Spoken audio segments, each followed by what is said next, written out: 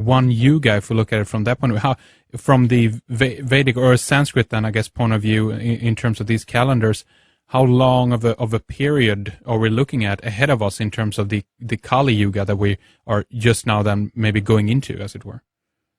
According to the Kali Yuga, according to the traditional sources, it began about 5,000 years ago and will continue for another 427,000 years, at which time another golden age will begin.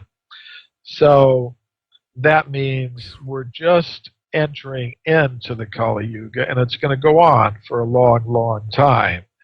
Now, it's always possible for any individual conscious self to get completely out of this level of reality where these cycles of time go on.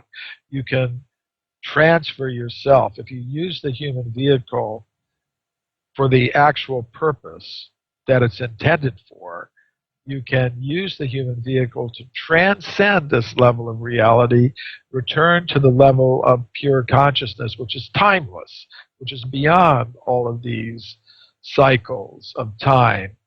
And so you could do that. But if you don't do that, then you come back and you'll experience the Kali Yuga get worse. Mm. So there's some incentive to actually use the human vehicle to transcend this level of reality. And different wisdom systems have different systems of yoga and meditation and contemplation that are meant to help us do that, restore consciousness to its original pure state. Mm.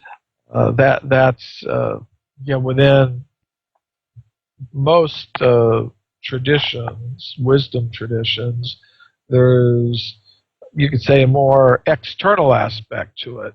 External forms of religion and things like that, which are often sources of conflict.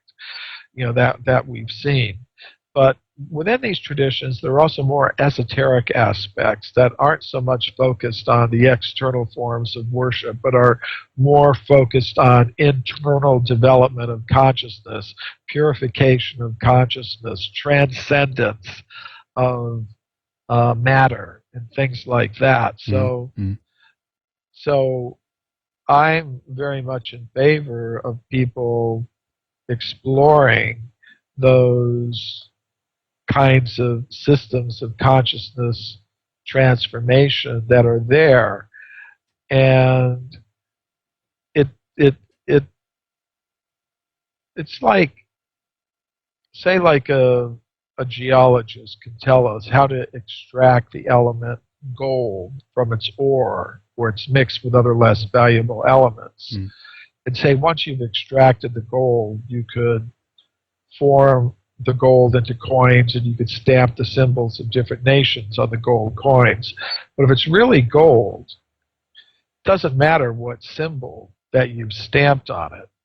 So similarly, there are systems by which one can extract the element of pure consciousness from our existence, where this pure consciousness is now entangled with matter. And if you're actually able to do that by one of these systems, it doesn't matter what you call the system, just as long as you've gotten the result, where you see, I'm a being of pure consciousness, all others are beings of pure consciousness, we're all coming from the same source, we're all part of the same family in that sense.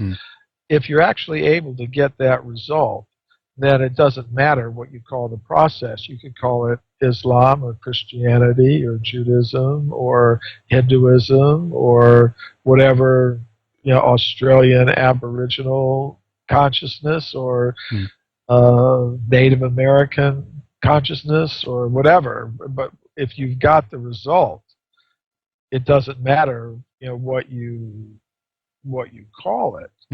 That's the way I look at that. But now, under the current system of education, people are more or less discouraged from such things.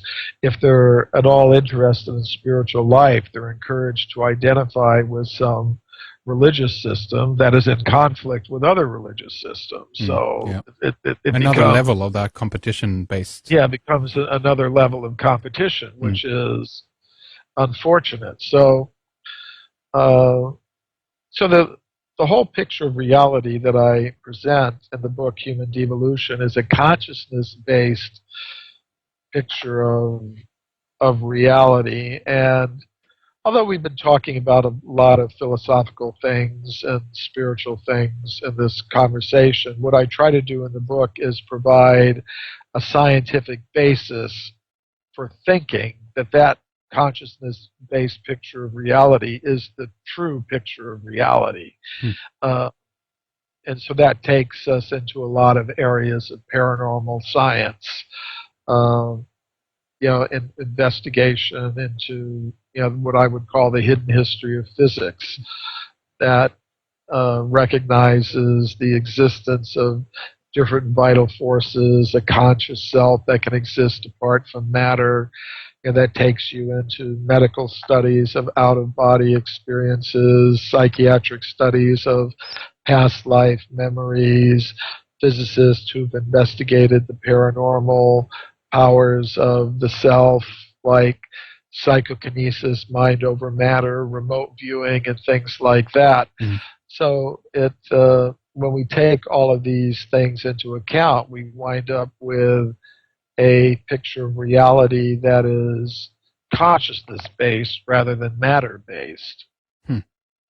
But if we look at this current age from a mainstream scientific line, I guess we can generalize and say that we see ourselves as progressing, at least if we look at it from the point of view of technology again. This is obviously explained in the terms of how you phrase it under materialism, that we're still within that confines, but out of those technological developments we get other qualities. We can communicate over the internet worldwide with other cultures, and maybe even begin to bridge some of those differences that we have set up for ourselves, so to speak, which is kind of a good thing. But how would you look at the technological progression through the theory of the Yuga ages?